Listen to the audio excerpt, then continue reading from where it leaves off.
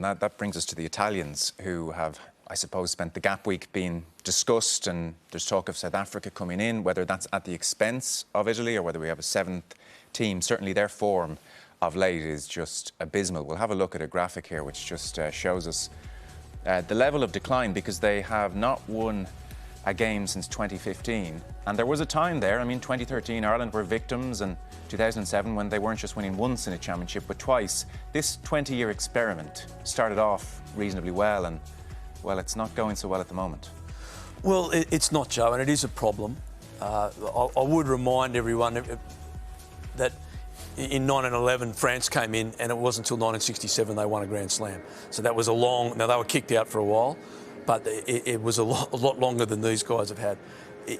I think what people have to keep in mind, for me, is the beauty of the Six Nations is it's a European competition.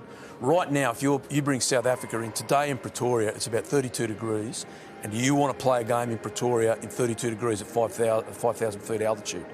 It's not that... It doesn't match, it doesn't wedge. And I think people, if they kick Italy out, that means that at Toulon, which is the last rugby side in the east, there's no rugby east of Toulon. Is that what we're going to say for the game?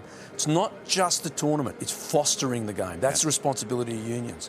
And I agree, this is a problem, that they're not winning, but they have got some good juniors coming through, and I just think we've got to see this through. Shane, would you like to see South Africa come in? No, I wouldn't. It's a European competition. There's a different rugby culture in South Africa to Europe. They have their own competition that I think would be also decimated as well if they pull out of that. But more importantly, I'm looking at it from an Italian perspective, and well, actually from a European perspective.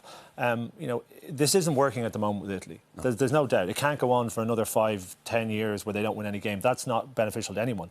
But the way of dealing with that is not to say you're out. It's actually, how do we make Italy better to make sure that this competition is as competitive as possible. Yeah, okay. But certainly not booting them out or bringing somebody else in, I don't think.